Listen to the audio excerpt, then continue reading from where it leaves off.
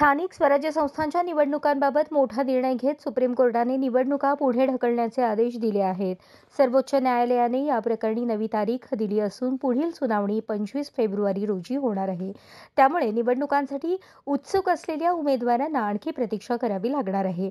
Supreme कोर्टाने महाराष्ट्र राज्य निवडणूक आयोगाला स्पष्ट निर्देश दिले आहेत की प्रलंबित असलेल्या ओबीसी आरक्षणाच्या मुद्द्यावर तोडगा काढूनच निवडणुका घ्याव्यात.